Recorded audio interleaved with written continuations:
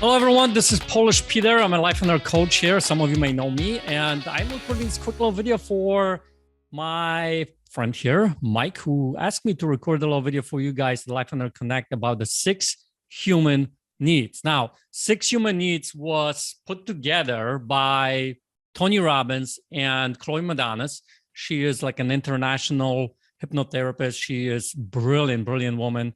And they've put those 6 human needs together because they've noticed that how it impacts every single person in this world. It includes me, you, and every 7 billion people on this earth. So here's what that means.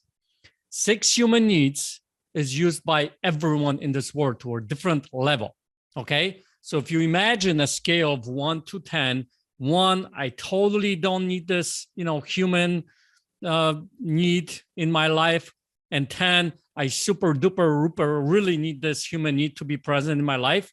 And you guys are going to see what that actually means over the next few minutes as I talk about those. So as I am sharing each specific 6 human need, I want you to pull out a piece of paper right now as you're sitting there. And as I am talking about each specific human need, think about this. How important is this in my life? From a scale of 1 to 10. 1, I could care less about this. 10 is super duper really important for me. And you're going to probably discover the top 2, top 3 needs that are really evolving for you in your life. And that's how you tend to make decisions on the things that you do in life. Now, here's a couple of things that are important about this. Every single one of these human needs can be met for good and can be met for bad. And I'll explain to you what that means in a minute. That's number 1. Number 2, they go in different levels for a different person. That means that, let's say, certainty can be 9 for someone and significance could be 1, and vice versa. It could flip-flop for some other people, okay? So it depends. It's on a scale. We all need to meet those 6 human needs. We all need to meet all those 6 human needs. It just varies on a different scale, okay? So that's number 2. Number 3, and this is important, top 2 needs usually emerge among all of them. If you're meeting top 3 needs, that means that you are creating habit, really strong habit, or it's some kind of an addiction for you in your life. So start looking from that perspective. If you're meeting top 3 needs, the things that you are doing the most in your life, whether it's some kind of a bad addiction or good addiction or a habit, because you're most likely meeting the top 3 needs, okay? Now, when it comes to relationships, here's what I'll share with you. If you meet someone's top 2 needs, they'll enjoy you, they'll like you, they'll hang out with you, they'll be with you. Whether it's I'm talking about romantic relationships here, okay? So like a boyfriend, girlfriend, husband, wife, okay? If you meet somebody's top 3 needs, they're going to be addicted to you, right? So stronger relationships are meeting the top 3 needs, right?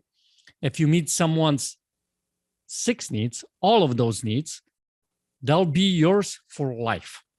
And I believe that relationships, marriages that lasts a lifetime is because each other persons are meeting each other's top 6 needs. So let's get down to the nitty gritty of those top 6 needs are, okay? Transcripts are at the bottom of the screen, hopefully, maybe, or have Mike transcribe them to you, okay?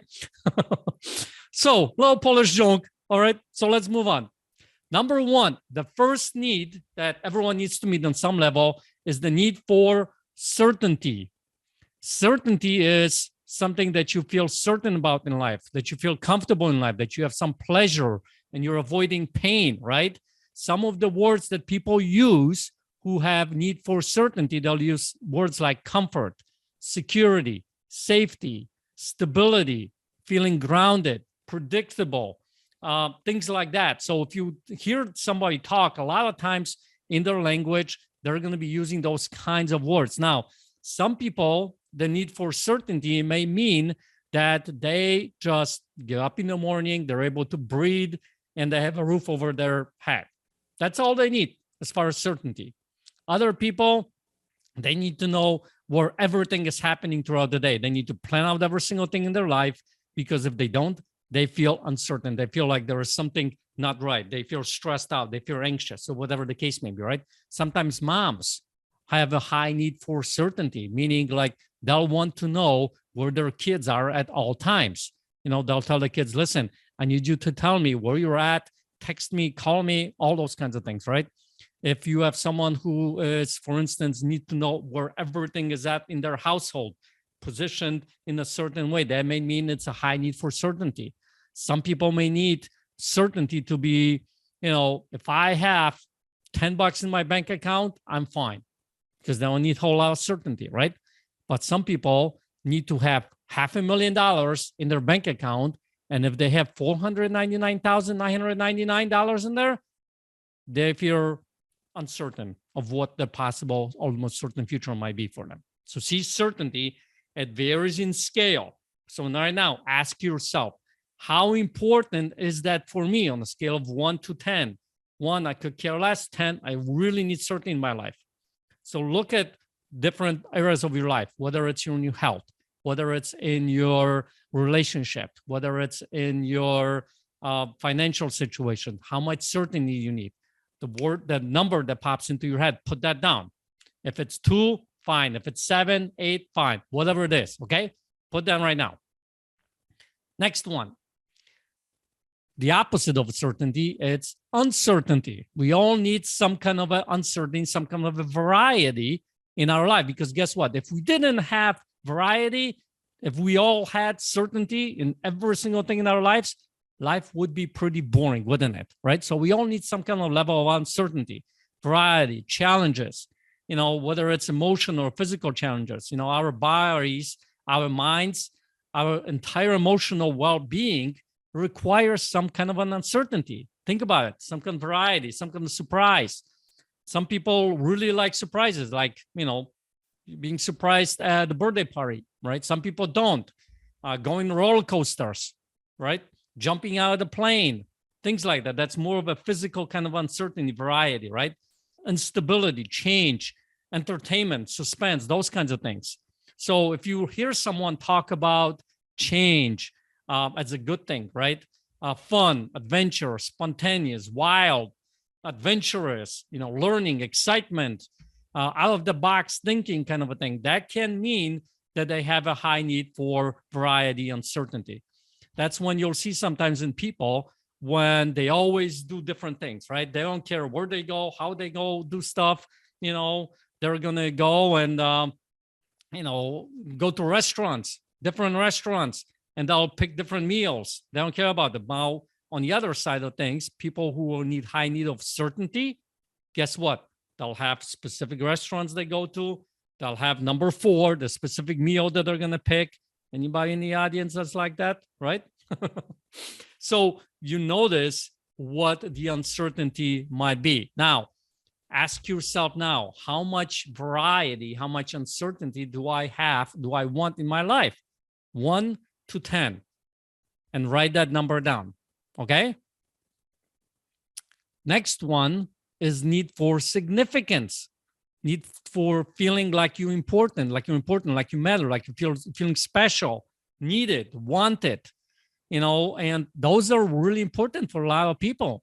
Every single person in the world needs to feel like they matter, like they're important, right? So some of the words that you're going to hear from someone who has a high need for significance is things like pride and important and achievement and performing, purpose, perfection, driven, valuable, self-worth, being appreciated, being recognized, superstar, discipline, competitive, not being forgotten, leaving legacy, those kinds of things. So here is the thing. Can you see in each one of these, by the way, I didn't mention at the beginning, I'm going to talk about at the end, how each one of these can be used for good and bad, but significance, right? Now, some of the good things you'll see people do when it comes to significance and doing, speaking in front of the room, for instance, right? Being in the middle of the conversations, the person who's the fun one in the room at the parties, the person who is the one who's the entertainment is someone who probably needs a lot of significance, right? Person who is out there doing different things. Now, someone who, let's say, has $1 million and they want to donate it to a hospital, and but they want their name on the building, that's probably someone who wants significance, right? Feeling important, feeling like matter. Maybe your spouse talks to you like, I want to, appreciate it. You never appreciate me, blah, blah, blah. Those kinds of things. That's a need for significance, okay? So on a scale of 1 to 10 right now, 1, I don't need a lot of significance. I could care less. 10, I need super duper number of significance. Put that down, all right? Number 4, connection. Need for love and connection. Notice that both of these are in the same need, because some people are afraid of love and they'll settle for connection. That happens in relationships, romantic relationships, quite a bit, right? We call these people roommates sometimes, right? In marriages and things like that. So everyone needs some kind of a connection with other human beings in the world. And everyone strives for love and some kind of a hopes, right? So some of the words that people are going to use for love and connections: kind, being together, being close, passionate, fulfilled, soulmate, supportive, connection, intimacy, wholeness, joyful, tender, self-love, belonging, accepting. So notice if those kinds of words are popping up a lot in your life. If that's the case, write down the number from 1 to 10. Where does that come up for you? Connection. How important is that for you and your life? Now, someone who sometimes shows up as needy, right? They always want to be with you. They always want to hang out with you. They always, like they're attached to your hip kind of a thing, that shows up as needy. But what really is happening is they need that love and connection. That's a very high need for them. Someone who is, looking to go and hang out with a lot of friends, but they don't need to be in the middle of it. They just want to hang out. Love and connection, right? Those kinds of things. My youngest is big time in love and connection. So is my oldest. All right. So these are the first 4 needs that are the basic human needs. Now, when it comes to certainty, when it comes to uncertainty, significance, and connection, can you recognize right now that you can never get enough of them? Like it's never going to be enough. Think about this. Can you feel significant, important enough? You're always going to find some kind of a reason why you're not important enough, why you're not, big enough, or the business is not big enough, whatever it might be, right? In a relationship, how that spouse is not making you feel appreciated enough, all those kinds of things. You can never feel that, right? Certainty, huge, right? When it comes to certainty, can you feel like that's never enough? People who need a high level of certainty will never get enough certainty. Same thing with connection and love. So those first 4 human needs, if you're solely focusing on them in your life, you are going to feel like it's never enough. It's never enough. And by the way, notice that all those first 4 needs are focused on who? Focused on you, right? Now, the next 2 needs is what Tony calls the needs of the spirit. That's when that true fulfillment comes from. So what are there? First one is need for growth. Feel like you're growing. Because guess what? Everything is either growing or what? Dying, right? So we need to constantly, whether it's emotionally or spiritually or intellectually, feel like we are growing. So some of the words that people are going to use when it comes to growth is flourishing, learning, evolving, changing, understanding myself, developing myself, becoming, more in this, getting out of my comfort zone, mastering myself, surrounding myself with, great people, challenging myself, curious, resourceful, actionable, accountability, coaching, never giving up, right? If you're going into a coaching program, guess what? You have a high need for growth, right? So those are some of the things that you are going to see when it comes to growth. So now ask yourself, how important is growth for me on a scale of 1 to 10? 1, I could care less. 10 is super duper really important for me. Okay. Next one, and the last one, is need for contribution. We all desire to go beyond ourselves, our own needs, right? To give back to others. So someone who is loving to being nonprofit organizations, they have a high need for contribution, giving to somebody else, being there for somebody else. Nonprofits are huge in that regard. When you go and help someone else, whether it's emotionally, spiritually, physically, with money, whatever the case may be, it's a need for contribution, giving it to somebody else, right? So some of the words that people are using when it comes to contribution is something like higher purpose, giving, charity, helping someone, sharing, community, making a difference, supporting someone, leaving legacy, leaving a better world, something bigger than myself, empowering myself, fitting into the bigger picture kind of stuff. So, but notice there's a slight difference between contribution and significance. Because like I mentioned earlier, is like someone who wants to donate $1 million to the hospital, they want their name on the hospital wing, that's more significance. If they don't want anybody to know that they're giving them the money, that's contribution, right? And there's nothing wrong with that significance, just how you actually use it. So, scale of 1 to 10, how important is contribution for you? 1 could care less, 10 is super duper really important. All right.